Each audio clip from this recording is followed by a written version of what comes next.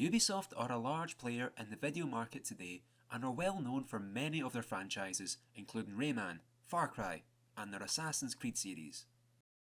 The Assassin's Creed series appears to be the main bread and butter of the company, with them releasing like 20 games since the original came out in 2007, 11 of these being main games in the series and for the longest time became another annual franchise. However, prior to the Assassin's Creed franchise's success, the company found success with the reboot of the Prince of Persia franchise. Prince of Persia was originally a series developed in 1989 by Broderbund, which was followed by two sequels in 1993 and 1999, the latter of which incorporating 3D. However, it was in 2003 that Ubisoft began to release the Sand of Time trilogy, which made considerable grounds, including Warrior Within and The Two Thrones, released in 2004 and 2005 respectively. Those games expanded more on the combat and environment of the previous games, while adding more agility for the character, allowing the player to jump over enemies and to scale walls by running across them. I certainly want to talk more about these games in the future, but currently I lack the money, and I've left my copy of the PS2 versions at my parents'. However, in 2008 they released another game in the series, returning to simply the name Prince of Persia. The game did not feature the same prince from the previous games or build upon any of the story that was created. Instead, the game features a new story and characters, although remains within the setting of Persia. The game features an acrobatic adventurer whose name is never revealed, and it's very awkwardly avoided. Tell me something. You've still not said where you got the gold. I found it. You found it. You're a thief. I'm an adventurer. You're a thief. Who is this man? Where did he come from? Where did he go? Where did he come from? Cotton Eye Joe. The game hides any details regarding who this man is. In fact, the game never even confirms if he's a prince or not, nor does the game actually reference any form of Prince of Persia. But I guess some bloke from Persia doesn't really have the same ring to it. Maybe the artist formerly known as Prince of Persia would suffice. Upon his adventures, the protagonist comes across Elika, a princess being chased by her father and many armed guards. The adventurer chases after this woman, discovering that she has magical powers and ties to a temple holding the Tree of Life. Clearly she has no issues with helping some stranger brutally batter her father like a fish shop haddock, but eventually her father cuts the tree, releasing the god Ahriman, which corrupts the land. I personally vote him Dad of the Year. Elika decides to travel the lands, to heal them, and to rid the world of Ahriman, while the adventurer is just like, yes, I guess I'll come too. While the game doesn't hold any connection with the trilogy that Ubisoft created, the game builds upon themes from Ubisoft's trilogy and remained within the setting of Persia. The adventurer is very agile and has the ability to run across walls to traverse the environment and jump around in combat. However, aside from the setting and this agility, I wouldn't consider there to be much similarity between the installment and the last few. In fact, I somewhat believe this is a strange attempt to shoehorn the Prince of Persia title onto a new game that could have very well been its own series. On his own, the adventurer is capable of traversing a lot of the environment, including scaling up walls and jumping across large chasms. He also has a really neat claw that allows him to grab hold of rings and slide down walls. The adventurer is also a capable fighter, using both his sword, claw, and agility to combat his foes. Unlike the last few games, there is a focus on fighting one singular enemy at a time, as opposed to dodging around multiple enemies. He is capable of slinging combos using his assets, such as throwing the enemies into the air, jumping after them, and throwing them back to the ground. He also has the ability to block attacks, and if timed correctly, counter-attack the foe. However, these are merely just the abilities of the adventurer. Elika herself is also incorporated into the mix of gameplay using her magical powers. Often there are moments where the player must use Elika's abilities to jump large gaps or to travel across the land that the adventurer would not be able to make himself. If the player needs Elika to help assist with a jump, the game screen turns white. Elika also acts as the player's guardian angel, protecting him from attacks that would kill him or catching him before he plummets to his death. As a result, there is no death in the game. If the player mistimes the jump, Elika will rush over with her magic to bring him back before he fell.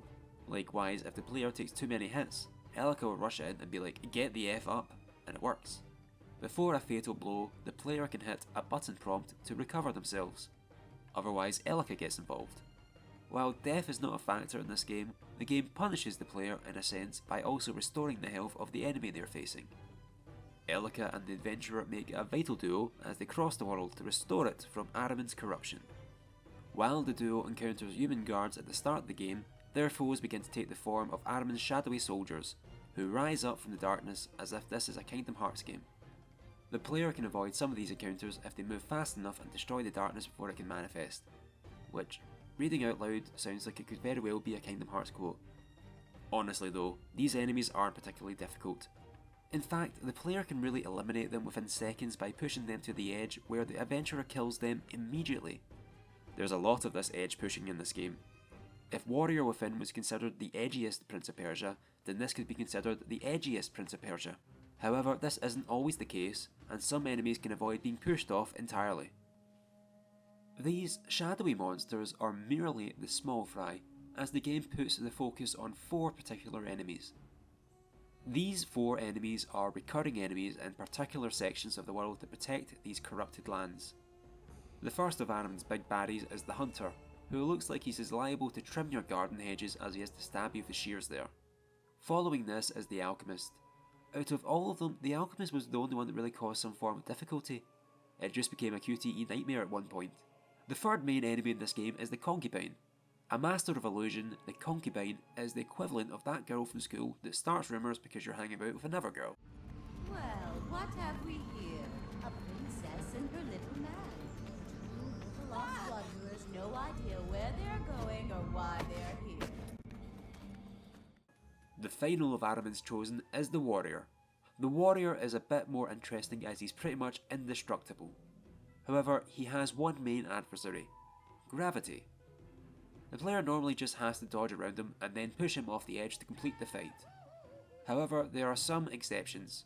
In arenas where there are no edges, the player may need to knock him into a pillar or a trap, but the basic strategy is there and never really deviates until his final encounter. After knocking him off, the Warrior comes back, all fired up, literally. Both the adventurer and Elika cannot hit him while he's on fire, but instead merely need to dodge him as he slowly burns away.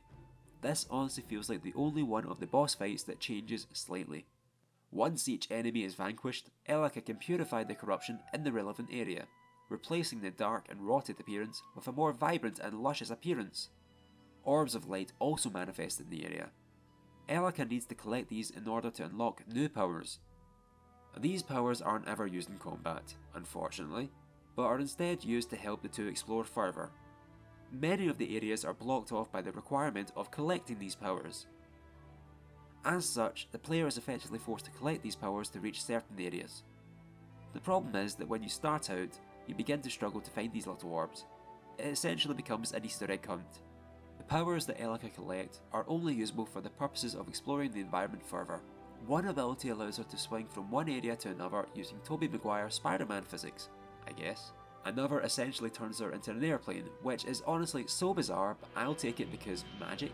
Perhaps the most fun of the magic is the one she can use to allow the adventurer to run on the walls between plates. Elika also has the magic ability of taking on a sat-nav, In 700 feet, turn left. which points the player on how to reach their next destination. The player needs to use these powers to reach the final area of each respective location to fight the boss, vanquishing them for good. The player continues to fight the same enemies over and over, and honestly there's not much difference between them.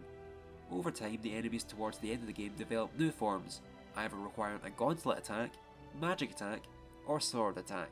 Sometimes they can also heal themselves slightly, but this is really the only difference, and you'll find that the boss fights will pan out the exact same way.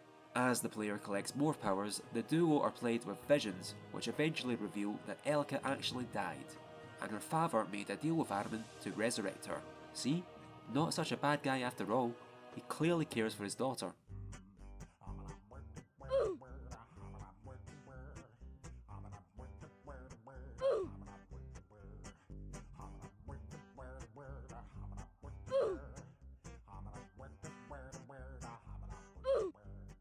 Once all the corrupted are dealt with, the player fights once more with Elika's father, who has become some weird Reaper cosplayer. Of course, not a damn thing has changed from the last time, so it's just basically fighting him like the previous 2 times. Once vanquished, he disappears, and the player has to face off against Ahriman himself. However, instead of another traditional battle, The final boss of the game consists of running across platforms while avoiding the corruption and Ahriman's punches. With Ahriman sealed away once more, Elika uses her powers to restore the lands, but at the cost of her own life.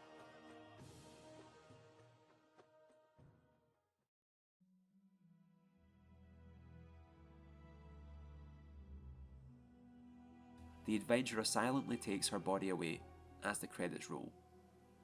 He lays her outside, remembering the deal her father had with Ahriman, before deciding to take the deal for himself.